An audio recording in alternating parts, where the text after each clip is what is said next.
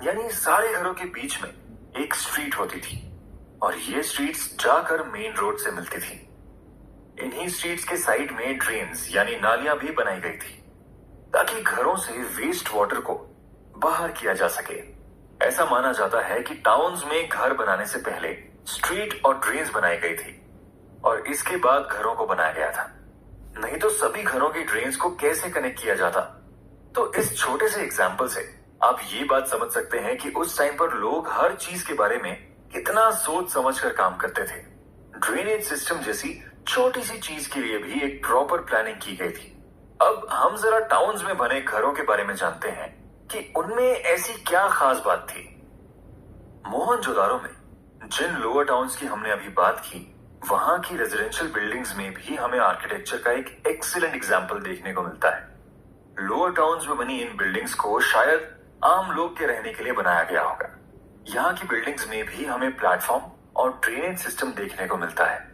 इसके साथ ही अधिकतर घरों में कोर्टयार्ड्स बने हुए थे जिनके आसपास घर को बनाया गया था। उस टाइम कोर्टयार्ड्स में शायद कुकिंग और वीविंग जैसी एक्टिविटीज की जाती होंगी। यहाँ के घरों की एक और खास बात जो है वो है प्राइवेसी। यहाँ आपको किसी भी घर के ग्राउंड लेवल पर कोई विंडो नहीं मिलेगी। न ही जब आप घर के अंदर घुसते हैं तो वहां से घर का पूरा इंटीरियर दिखाई देगा। आजकल हम जो कोर्टयार्ड्स देखते हैं वो अक्सर घर में घुसते ही सामने दिखाई देते हैं, लेकिन मोहनजोदारो में बने कोर्टयार्ड्स इस तरह बनाए गए थे कि एंट्रेंस से इन्हें नहीं देखा जा सकता था, जिसकी वजह से अगर घर की औरतें कोर्टयार्ड में कोई काम कर रही थी तब भी बाहर से आने वाला इंसान उन्हें नहीं देख सकता था। यहाँ बने सभी घरों में बाथरूम्स भी थे जिन्हें घर से बाहर जाने वाली ट्रेन से कनेक्ट किया गया था।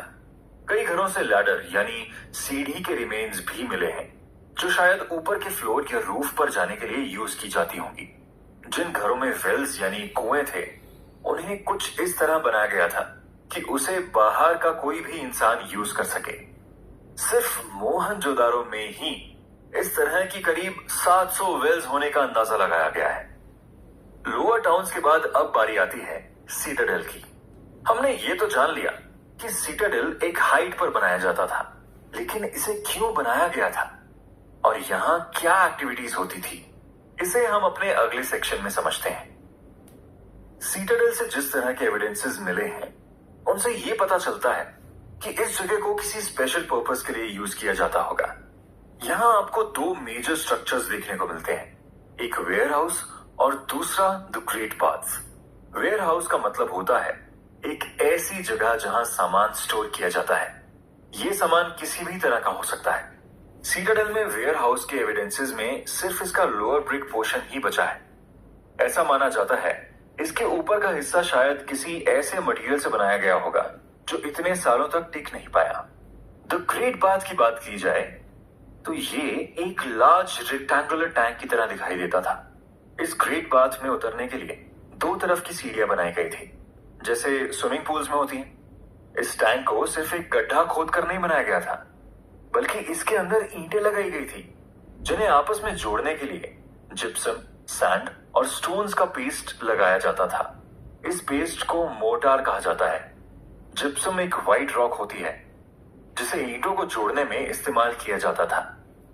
वैसे तो इन ईंटों को मोर्टार के बिना भी लगाया जा सकता था, लेकिन जब इस टैंक में पानी भरा जाता तो ईंटों के बीच से ये पानी मिट्टी में चला जाता, जिसकी वजह से टैंक को भरना पॉसिबल नहीं था। इसलिए मोर्टार को यूज किया गया ताकि टैंक के अंदर से पानी कहीं ना जा सके। इस ग्रेट बाथ की 3 साइड्स पर रूम्स बनाए गए थे, जिसमें से एक रूम में एक बड़ा सा वेल था जिससे शायद टैंक में पानी डालना होता होगा। इस टैंक से पानी निकालने के लिए भी बहुत ही अच्छा आइडिया लगाया गया था।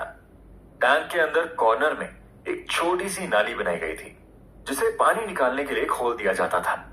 साथ ही टैंक के आसपास 8 बाथरूम्स भी बनाए गए थे जिन्हें मेन ड्रेन से कनेक्ट किया गया था।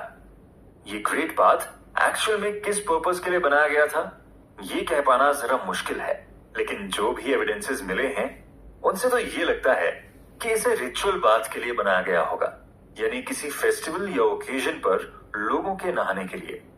अगर आप हड़प्पन सिविलाइजेशन को अभी की सोसाइटी और लोगों से कंपेयर करेंगे तो आपके मन में कई सवाल आएंगे। इन्हीं सवालों में से एक सवाल ये भी होगा कि क्या प्रेजेंट टाइम की तरह उस समय भी सोशल डिफरेंसेस एग्जिस्ट करते थे। आज हम अपने आसपास लोगों के बीच इतने डिफरेंसेस देखते हैं, जैसे अमीर गरीब, upper caste lower caste, literate illiterate, यानी कि हर छोटी बात को लेकर लोगों के बीच टेंशन हो ही जाती है। तो क्या इस तरह की सिचुएशन उस टाइम में भी रही होगी? आर्कियोलॉजिस्ट ने इस तरह के सोशल और इकोनॉमिक डिफरेंसेस को भी स्टडी करने की कोशिश की है। इन स्टडीज में आर्कियोलॉजिस्ट को क्या पता चला, इन स्टडीज का क्या कंक्लूजन रहा, इसे आप एग्जाम के लिए अच्छे से समझिए, क्योंकि यहां से आपसे क्वेश्चन पूछा जा सकता है that how do archaeologists trace socio-economic differences in Harappan society? What are the differences that they notice? Social और इकोनॉमिक डिफरेंसेस को जानने के लिए आर्कियोलॉजिस्ट ने ब्यूरियल्स यानी डेड बॉडी को दफनाने की प्रोसेस को स्टडी किया।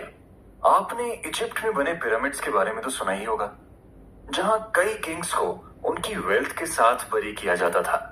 सिंपल लैंग्वेज में पिरामिड्स को भी ग्रेव ही कहा जा सकता है, बस फर्क ये है कि इन ग्रेव्स में कॉमन लोगों को नहीं बल्कि किंग्स को दफनाया जाता था। हड़प्पन कल्चर में भी मरे हुए लोगों को दफनाया जाता था, जिसके कई एविडेंसेस मिले हैं। इस टाइम में जो कब्र बनाई जाती थी वो अलग अलग तरह की होती थी।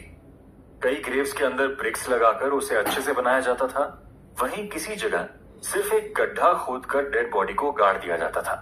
हालांकि पिट्स बनाने के इन डिफरेंसेस से हमें इस बात का कोई प्रूफ नहीं मिलता कि हड़प्पन सिविलाइजेशन में सोशल डिफरेंसेस थे या नहीं। कई ग्रेव्स में डेड बॉडीज के साथ साथ पॉटरी यानी मिट्टी के बर्तन, ज्वेलरी और ऑर्नामेंट्स भी मिले हैं, जिससे ये माना जा सकता है कि शायद यहाँ के लोग आफ्टर लाइफ में विश्वास करते हों। आफ्टर लाइफ का मतलब है इंसान का मरने के बाद किसी दूसरी दुनिया में चले जाना। कई जगह पर तो ग्रेव से बॉडी के पास कॉपर मिरर्स भी मिले हैं, जो किसके लिए रखे गए होंगे इसका हमारे पास कोई जवाब नहीं है। तो कुल मिलाकर बरियल से हमें सोशल डिफरेंसेस के बारे में कोई खास इंफॉर्मेशन नहीं मिलती। अब क्वेश्चन ये है कि क्या कोई और तरीका है इन डिफरेंसेस के बारे में जानने का? जी हाँ, बिल्कुल है, और वो है आर्टिफैक्ट्स। आर्टिफैक्ट्स का मतलब है वो ऑब्जेक्ट्स जिन्हें इंसान अपने यूज के लिए या इंटरेस्ट के लिए बनाते हो। आइए समझते हैं कि आर्टिफैक्ट्स हमें किस तरह की इंफॉर्मेशन दे सकते हैं। हड़प्पन सेटलमेंट से मिले आर्टिफैक्ट्स को आर्कियोलॉजिस्ट दो कैटेगरीज में डिवाइड करते हैं ताकि इनकी स्टडी आसान हो सके। एक कैटेगरी है यूटिलिटेरियन आर्टिफैक्ट्स की और दूसरी कैटेगरी है लग्जरी आर्टिफैक्ट्स की। यूटिलिटेरियन आर्टिफैक्ट्स में वो चीजें आएंगी जो सभी लोग आम तौर पर यूज करते होंगे और जिन्हें क्ले या स्टोन की हेल्प से आसानी से बनाया जा सकता हो, जैसे नीडल, पॉटरी या फिर कोन यानी ग्रेन्स को पीसने के लिए यूज किए जाने वाली चक्की। ये ऐसी चीजें हैं जिन्हें आमतौर पर सारे लोग यूज करते होंगे। वहीं लग्जरी आर्टिफैक्ट्स बहुत ही रेयर होते होंगे और उन्हें बनाने में ऐसी चीजों को यूज किया जाता होगा जो आसपास आसानी से अवेलेबल ना हो। अब देखिए, अगर कोई चीज आपकी लोकेलिटी में अवेलेबल नहीं होगी तो उसे आपको बाहर से मंगवाना पड़ेगा, जिसकी वजह से उसकी वैल्यू ज्यादा होगी और उसे सिर्फ वही लोग खरीद पाएंगे जो उसकी कीमत दे सकें। इसका सबसे अच्छा एग्जाम्पल है फाइनेंस से बना पॉट या फाइनेंस से बनी चीजें। फाइनेंस एक ऐसा मटेरियल है जो ग्राउंड सैंड और गम का यूज करके बनाया जाता है, लेकिन इसे बनाने के लिए जिस मेथड का यूज किया जाता है वो बहुत ही कॉम्प्लेक्स है, जिसकी वजह से हर कोई इसे नहीं बना सकता था। इसी तरह उस टाइम में गोल्ड भी एक रेयर मेटल था जो हर किसी के पास नहीं होता था। तो ये एक अच्छा तरीका था सोशल डिवीजन को पता लगाने का। अगर सभी के पास गोल्ड और फाइनेंस से बनी चीजें नहीं मिल रही हैं, इसका मतलब था उस टाइम में कुछ लोग ऐसे रहे होंगे जो इन्हें खरीद सकते थे। यहां से सोशल डिफरेंसेस के बारे में हमें थोड़ा आइडिया मिल गया। अब हम बढ़ते हैं क्राफ्ट की तरफ।